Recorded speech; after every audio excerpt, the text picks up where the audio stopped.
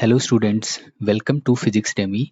Here we decode concepts of competitive physics by doing postmortem of previous year questions. हमने जो chapter start करा था वो था फ्लूइड मैकेनिक्स. इसके कुछ क्वेश्चंस हमने कर लिए थे. चलते हैं नेक्स्ट क्वेश्चन पे. इस क्वेश्चन में हमें बोलता है कि assume that a drop of liquid evaporates by decrease in its surface energy. Surface energy में क्या हो रहा है? डिक्रीज हो रहा है. So that its temperature remains unchanged. Temperature क्या रह रहा है? Unchange. What should be the minimum radius of the drop for this to be possible. ठीक है, हमें निकालनी है उस ड्रॉप की मिनिमम रेडियस की. इतनी तो मिनिमम रेडियस ड्रॉप की होए ही कि वो सरफेस एनर्जी में कमी करके इवापोरेट हो जाए. और ये हमें टेंशन दे रखा है, लिक्विड की डेंसिटी दे रखी है और लेटेंट हीट ऑफ वेपराइजेशन दे रखी. मान लो हमें ये दे रखी है लिक्विड की ड्रॉप. इसकी रेडियस है स्मॉल आर और हमें बोलता है कि सरफेस एनर्जी में क्या हो रहा है?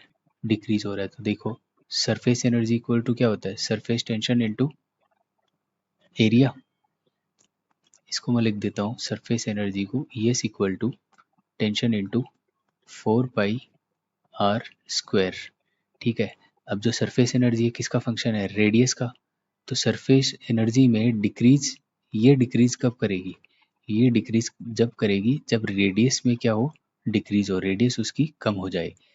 तो मैंने ये क्या एक स्मॉल एलिमेंट ले लिया डी आर. ठीक है, तो मैंने माना कि इस ड्रॉप की रेडियस में डी आर की क्या हुई है? कमी हुई है. डी आर से ये क्या हो रही है? डिक्रीज हो रही है. और जब डिक्रीज होती है तो इसकी सरफेस एनर्जी में क्या आती है? कमी आती है. तो वो सरफेस एनर्जी क्या रिलीज होगी?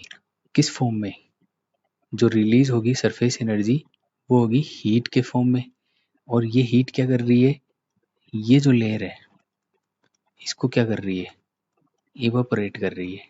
ठीक है, इसको क्या कर रही है? इवापोरेट कर रही है. तो मान लो यहाँ से डीएम मास जो है वो इवापोरेट हो गया. ठीक है, और जो सरफेस एनर्जी यहाँ से रिलीज हुई थी वो कितनी हुई है? क्योंकि हमने छोटा एलिमेंट लिया है तो सरफेस एनर्जी में भी कमी भी जो क्या आएगी? स्मॉल आएगी. ये स्मॉल चेंज हम इसको यहाँ इस इक्वेशन से निकाल सकते हैं. कैसे? इसको डिफरेंशिएट करके with respect to D R. तो यहाँ से क्या आ जाएगा?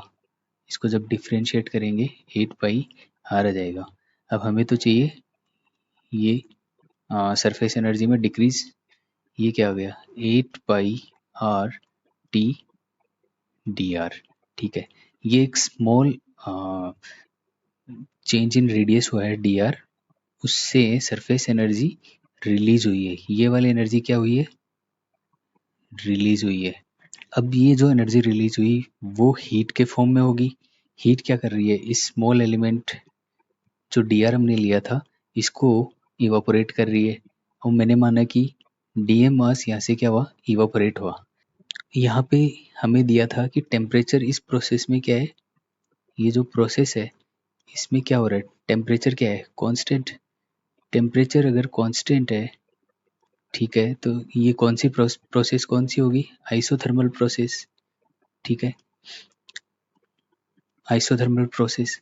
अब जो इवापोरेशन की जो प्रोसेस है उसमें हमें डीएम मास को इवापोरेट होने के लिए जो हीट चाहिए होती है वो कितनी चाहिए होती है? डी क्यू इक्वल टू, ये स्मॉल मास एलिमेंट है इसको इवापोरेट कर रहे हैं तो इसके लिए डीएम इंटू एल. ये है लेटेंट हीट ऑफ वेपराइजेशन.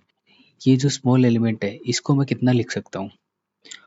ये आएगा डेंसिटी इंटू वॉल्यूम. तो डेंसिटी तो इसकी क्या दे रखी है हमें? रो दे रखी है. और वॉल्यूम कितना होएगा?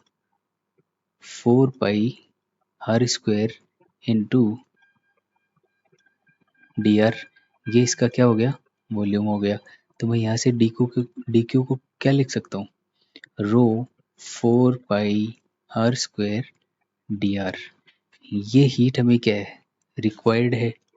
इतनी हमें चाहिए डीएम मास को इवापोरेट होने के लिए. ये इतनी रिलीज हुई है.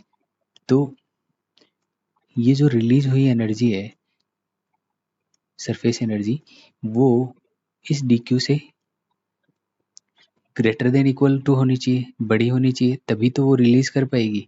ठीक है, अगर मान लो ये वाली जो रिलीज्ड एनर्जी है वो रिक्वायर्ड एनर्जी से कम होती तो अपनी जो ड्रॉप थी वो इवोपरेट नहीं हो पाती, इवोपरेट नहीं हो पाती। इसलिए ये वाली कंडीशन जरूरी है कि ये वाली कंडीशन फुलफिल हो। यहाँ मैं इसमें वैल्यूज पुट कर देता हूँ।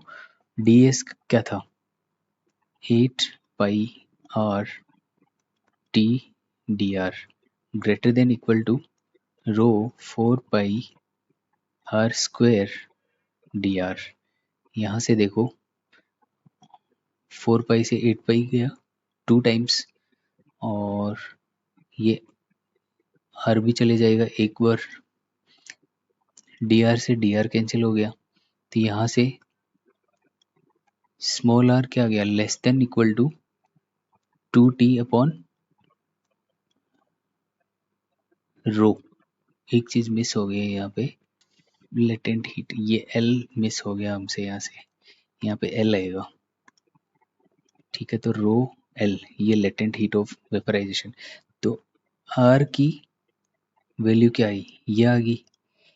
इसका मतलब क्या हुआ कि मिनिमम जो रेडियस चाहिए हमें, मिनिमम रेडियस ऑफ ड्रॉप वो कितनी होनी चाहिए, 2t अपॉन रो एल। इतनी तो होनी चाहिए, इससे कम भी हो सकती है, बट मिनिमम रेडियस इतनी होनी चाहिए। इससे अगर ज़्यादा होती है तो जो ड्रॉप है वो इवोपरेट नहीं हो पाएगी। ठीक है, इवोपरेट नहीं हो पाएगी, किस प्रोसेस से, आइसोथर्मल प्रोसेस से। उसके लिए हमें अलग से हीट देनी पड़ेगी। ठीक है, तो चलिए मिलते हैं नेक्स्ट वीडियो में नए क्वेश्चन के साथ।